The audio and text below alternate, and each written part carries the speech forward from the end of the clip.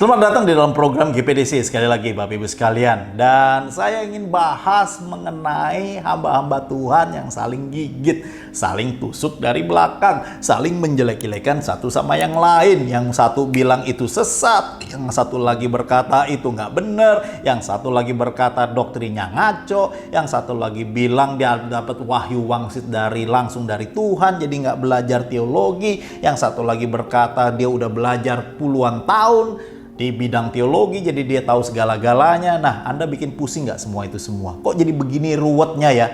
Mari kita bahas bersama-sama melalui program GPDC. Nah, Bapak Ibu sekalian, kalau Anda mendapatkan berkat dari semua program ini, jangan lupa like, share, komen, dan juga subscribe.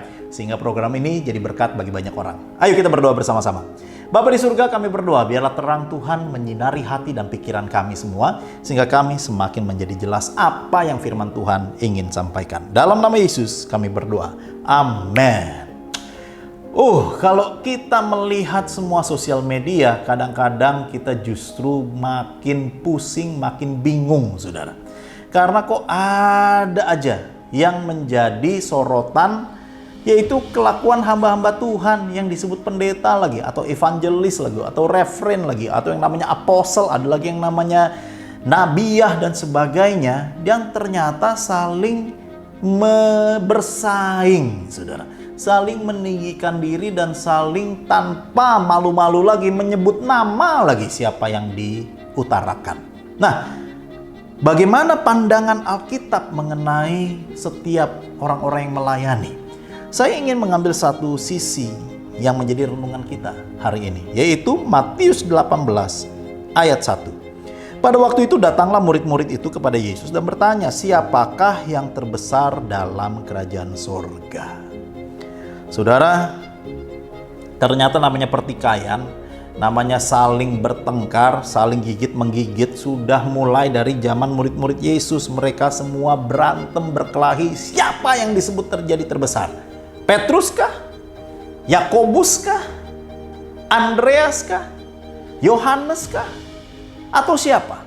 Dan di situ perhatikan apa yang menjadi jawaban Yesus. Ayat 2. Yesus memanggil seorang anak kecil, menempatkan di tengah-tengah mereka, lalu berkata, ayat 3, aku berkata kepadamu, sesungguhnya jika kamu tidak bertobat, saya juga harus bertobat, menjadi seperti anak kecil ini, kamu tidak akan masuk dalam kerajaan surga. Ayat 4, sedangkan barang siapa merendahkan diri, menjadi seperti anak kecil ini, dialah yang terbesar di kerajaan surga.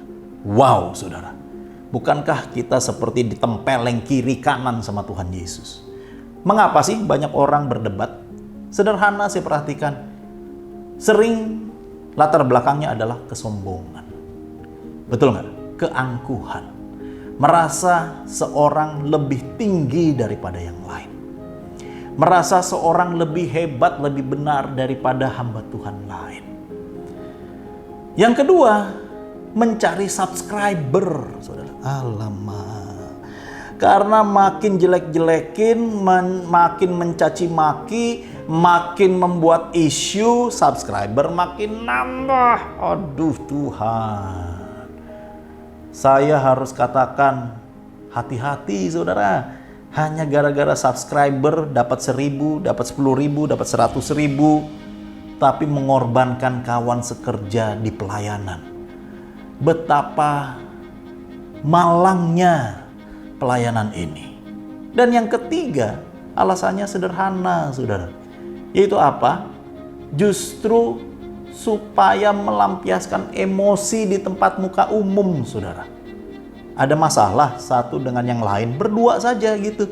Tapi nggak mau nyelesain dua-duanya masalah tersebut. Misalkanlah masalah uang, satu minjem, satu alasannya untuk pelayanan. Ini cuma masalah ikatan kesepakatan berdua. Marah-marahnya di sosial media, saudara. Yang nonton 100.000 orang, coba bayangin. Cuman masalah 2 orang, harusnya tinggal telepon, harusnya tinggal sepakat selesaikan musyawarah bagaimana, yang dilempar ke ratusan ribu orang. Artinya apa? Sederhana.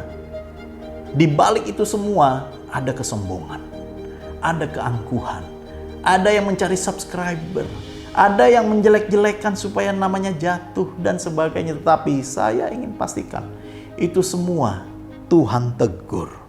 Tuhan berkata, barang siapa mau menjadi yang terbesar, hendaklah ia merendahkan diri. Saling mensupport, saling menghargai, saling tunduk, saling meminta maaf.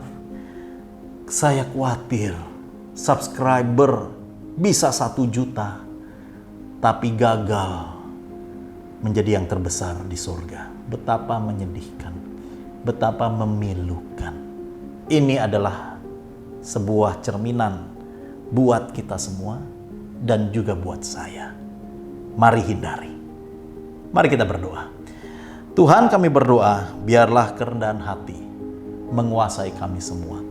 Sehingga kami tidak mengumbar nafsu, mengumbar emosi, memanfaatkan sosial media yang begitu gratis dan berdampak besar untuk menyudutkan seseorang. Karena latar belakangnya hanyalah amarah, emosi, keangkuhan, ingin mencari keuntungan di tengah kesempitan, dan ingin dapatkan subscriber terbanyak. Tapi kami ingin menjadi orang-orang yang terbesar di surga. Amin.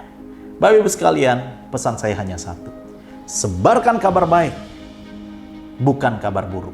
Jangan ikuti dunia, karena dunia berkata bad news is good news.